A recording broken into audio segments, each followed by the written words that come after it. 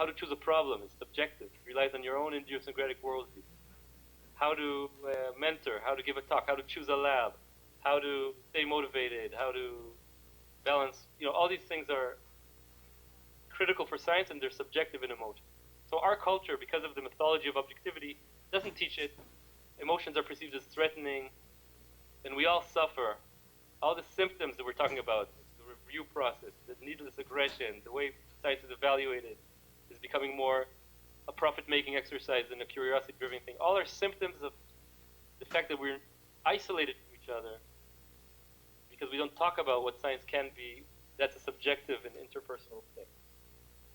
So science has a culture, and I'm just going to use one more metaphor. When we buy a microscope, we read the manual and make sure we have all the conditions to make it work right. The optical table, the lenses, the filter set. When we have a new person in the lab, what do we know about how to make the conditions that enable that person to reach their full potential as a scientist? That's what we should teach ourselves. So science has a culture, and it's pretty dismal right now. But there's hopeful prospects because culture can be changed.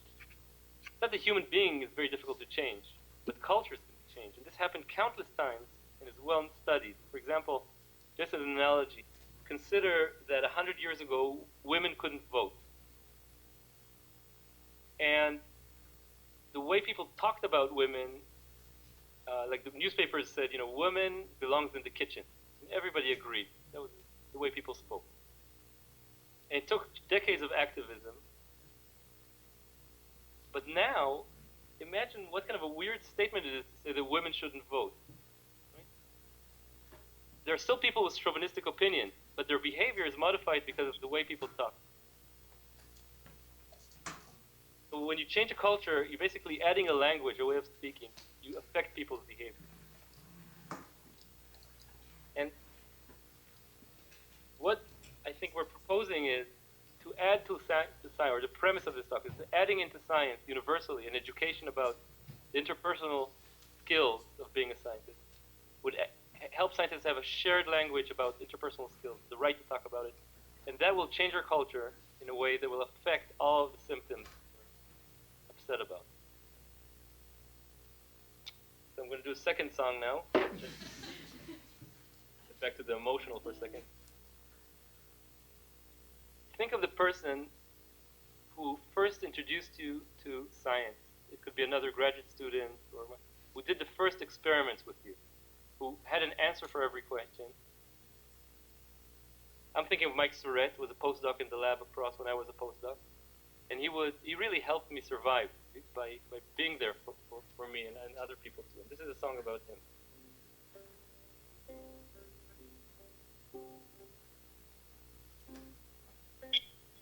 Leonard Cohen music. Mike takes you down, bubbly by the centrifuges. It's your first day in the lab, and you don't know what a centrifuge is. Then you can't precious flags, then you drop them, and they shatter.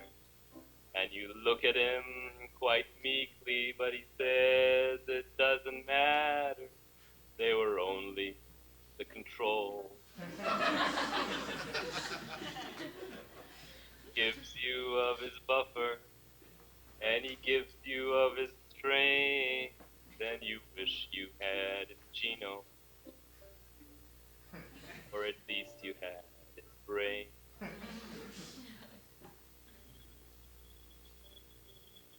I came to him one morning, an idea had been forming. My transformants weren't transforming, and my formers were not forming. I said, Mike, I'm a failure. I'm gonna work at Lord and Taylor. I think I'm quitting science, but he says, now don't be hasty. You see, science, like the food at the cafeteria, it's sometimes nasty, sometimes tasty.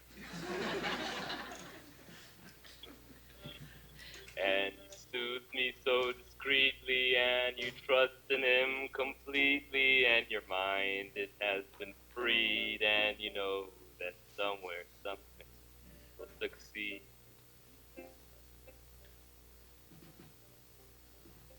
Now Mike is packing his papers in a folder. There's a knapsack on his shoulder, his pipette in a holder, and as he leaves the floor, the shakers all stop shaking. Columns all run dry, and all the plate stops baking. It'll never be the same. And you know that you must keep him, or at least that you must clone him, and you know that you will miss him, and you know that you will phone him all the time.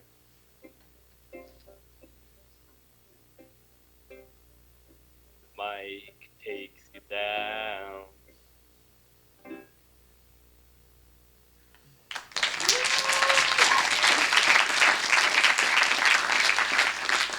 Where does this song touch your life experience? Who will take the mic? What was the question again? Where does this song touch your personal experience? Do you relate to this song? Does it remind you of anything? So maybe somebody can come to the mic and just say, just briefly, a sharing thought.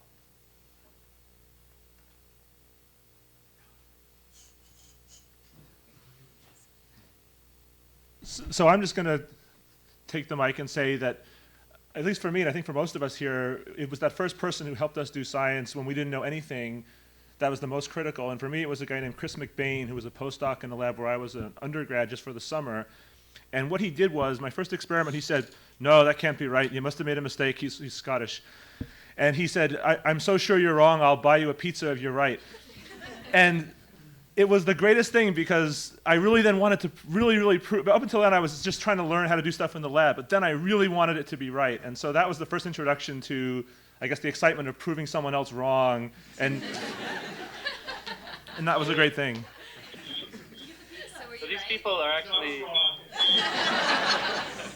these people, these Mike Tourettes, are actually amazingly crucial, again, in doing science. They don't have to be the PI, right? They can be someone very low on the hierarchy. But their importance stems from their interpersonal skills a lot of times, the emotions they invest in you. So we said that science has a culture with the mythology of objectivity, and that cultures can be changed. And once cultures are changed, they transmit themselves to the next generation. Women are probably going to be able to vote for a long time, I hope so. So what can we do to change the culture of science? And here I want to say that it's much easier than I imagined. And I've been speaking about this for about 2 years now. And there are some things actually happening here at Weizmann and at Harvard Medical School and MIT, which are very encouraging. What's happening is that groups of new PIs getting together and inviting a workshop from Europe that works with scientists and teaches interpersonal communication skills. It's a 2-day workshop. So usually most PIs come very skeptical that emotion. I came to science not to deal with emotions. Emotions in my family is screaming and shouting. I came here not to deal with emotions. But after 2 days of role playing and learning simple concepts, a language basically, they're convinced this is the best possible use of their time. What happens in the first one in Israel is they decide to meet a week later to talk about the things that they've learned. Instead of hearing 15 stories, they only got to hear 2 because the stories were so compelling.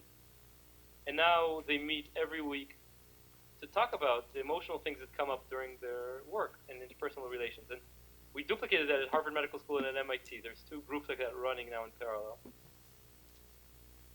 You meet them, they're like leaders. They're not like defensive, scared new PIs that we usually know. They're thinking about how to make things better for graduate students, how to organize these workshops for the next generation of new PIs. I'd love it to experiment with the same idea for graduate students and postdocs. where again, the idea is a nucleating kind of workshop that gives you the language, and then groups that meet and develop that. That's definitely one way that's catching on. Also, Molecular Cell, the journal Molecular Cell, is our kind of sponsor. So once a month, there are going to be essays about nurturing, and the first one, How to Choose a Scientific Problem, which just came out, to make texts that can like nucleate, talking about issues, and we need to teach ourselves, basically form a curriculum so that every scientist knows what an atom is. Every scientist will know what active listening is, which means when somebody comes to you with a problem, instead of giving them advice, listening, identifying their needs, and then trying to see if the deep needs can be satisfied in a way that's mutual both parties. That's like a basic skill in mediation and communication. Should be a basic word that every scientist knows. Is there any question? Because I'm going to finish with the last song soon. So, microphone is standing there, waiting for you to come up and ask. Thank you.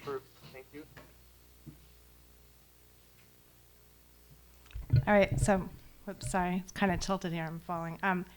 So I've been working in this area for 2 years too, and there's a community of people that are interested in participating with the scientific community to bring those kind of skills. So Patricia Dragovich is with Cisco, and there's a... I'm very sorry, but I can't understand any of not the a words. word? Speak more slowly. Okay, sorry. I'm so excited. You actually had me... I've been really emotional, so I will try to speak more slowly, but I'm very excited to see your presentation, and I like the songs too. So, but this is something I feel very strongly about as well, and I've been doing a lot of research in this area for a good amount of time. Marianne Mason at Berkeley has been working in this area for quite a while, and I've been working... Marianne Mason. Yeah, I wrote Yeah. that.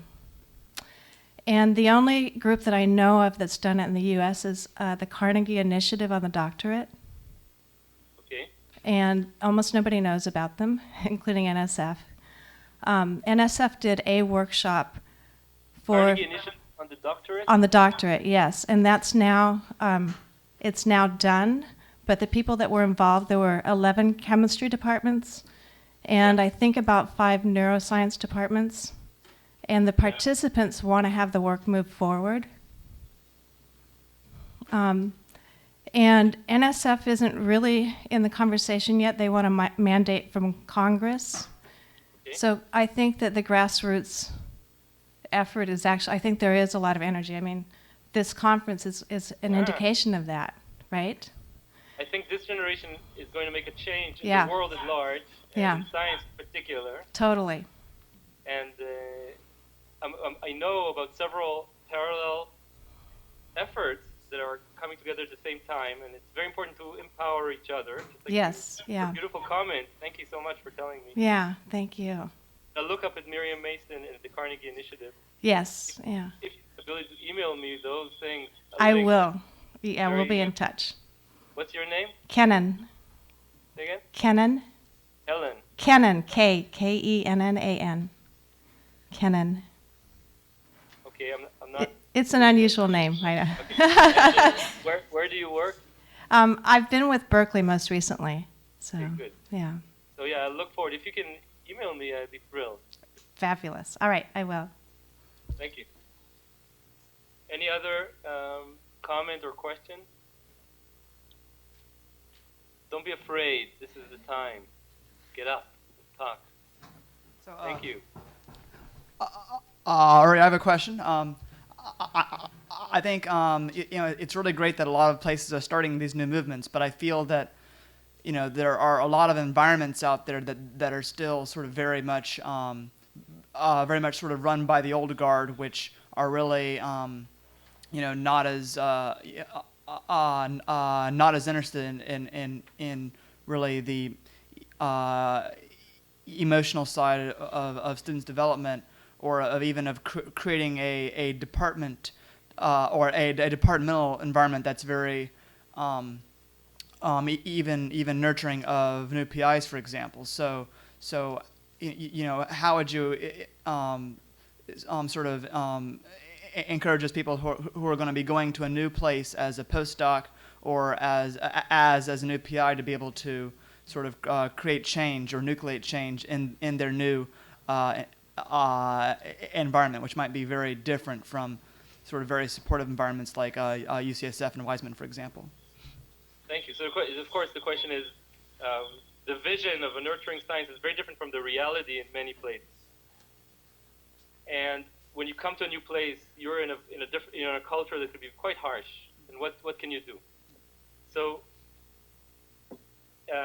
my view is, first of all, is that a vision is important to move us towards the future, and that you guys here in 25 years will be the old guard.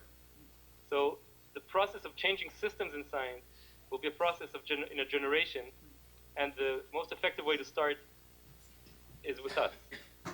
When I give talks every time I give a talk in a conference, I also give a nurturing talk, and I talk to the new PI, the postdoc, the graduate student. That's the audience.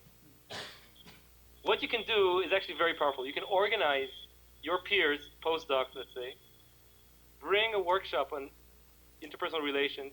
For instance, HFP consulting, the ones we use, is wonderful.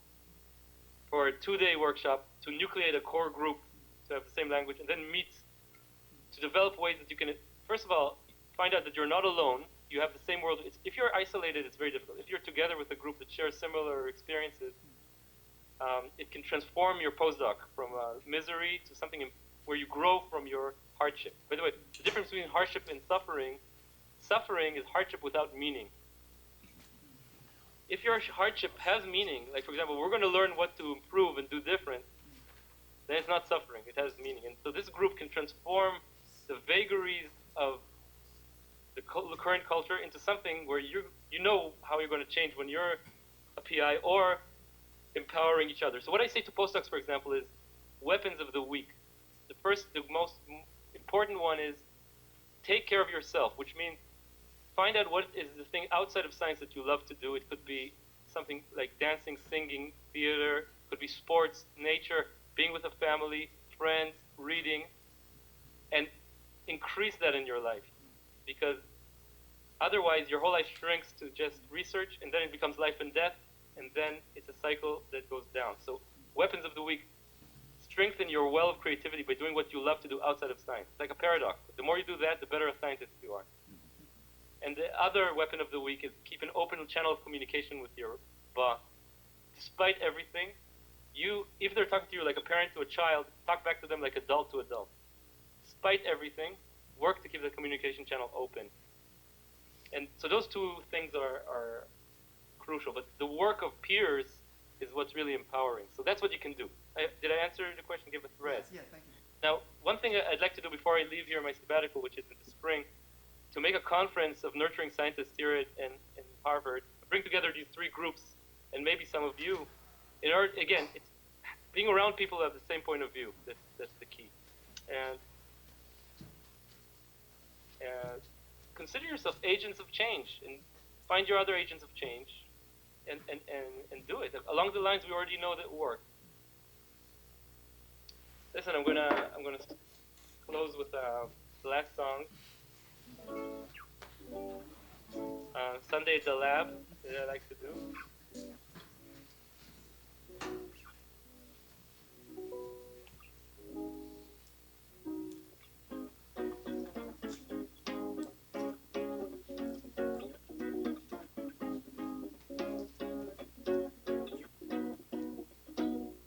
I kissed my wife and kids farewell. I must go back to run my gel. I'm gonna spend another Sunday at the lab. My wife said, Uri, you gotta promise you love me more than doing science. I said, honey, can we discuss this another day? I must go and resuspend myself down at the lab. My mom said, son, don't waste your life. Go home and spend time with the wife. You must have learned this from your father. Why can't you be more like your brother? No son of mine spends Sundays at the lab. My dad said, son, you need a shrink. The shrink said, son, you need a drink. Those Rorschach spots reminded me of Bloss. He said, oh God, you obviously have an obsessive compulsion to spend all your Sundays at the lab.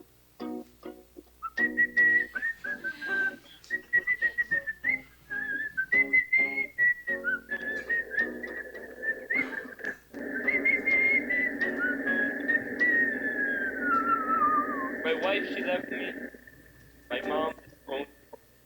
The shrink pretends he doesn't know that I can't be myself without some paper on the shelf. So if you need me, you can phone me at the lab. I'm gonna spend another Sunday. I'm gonna spend another Sunday. I'm gonna spend another Sunday at the lab.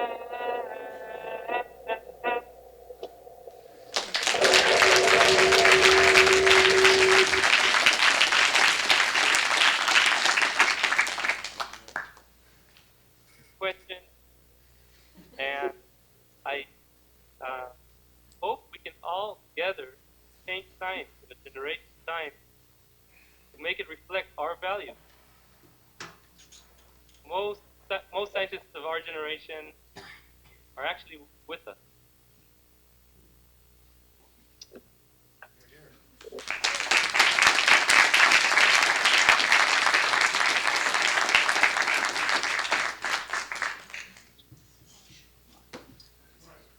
Well, thanks very much. This was wonderful. Thank you. Bye-bye. So I'll say bye-bye.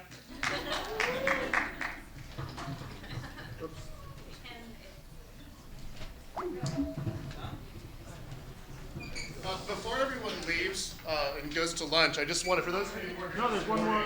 One more. No one's is there leaving. one more? Yeah, no one's going anywhere.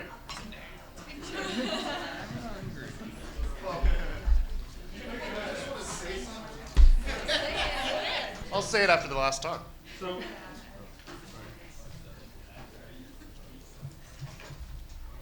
our last speaker before lunch is Julia Santiago from NASA, who will be telling us something very awesome.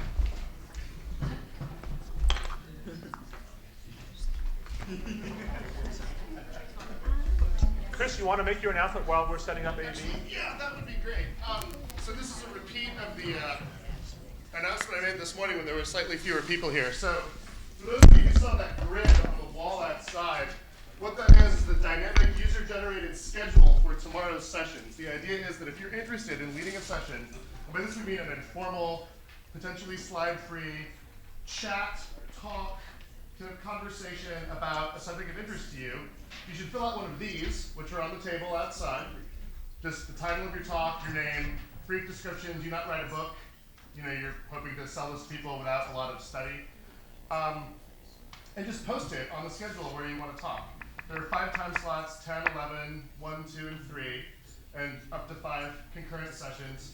So I would really encourage you, if you've been stimulated by anything you've heard today or yesterday, to and you want to continue the conversation, just put up a sign. Tomorrow's up to you guys. So what we're going to try to do is have people post ideas during lunch and potentially throughout the afternoon. And then at the end of the day, after the last talk, all the potential speakers and presenters, if you could just gather out there, we'll rearrange the schedule to make sure that the fewest things of similar themes are across from each other. Yeah, so, and by the way, the barrier to entry here is low.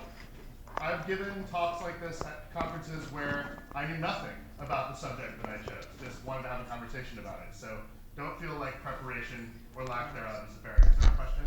Yeah, are you going to post the schedule on the wall or whatever after you have it determined? Like, We're not. We're going to leave it on the wall. Okay. So if you want to see it, you can see it there. Yeah. Okay. Good. Thanks very much. I think so. Fine like that? Yeah. It might be good to get a little darker. just shut that for me. Okay, so welcome to Julia Santiago. Hi, everyone. Thanks for staying with me through lunch. I'm not sure if I'm in the same place as the previous speaker in the exact office. I'm extremely sleep deprived right now.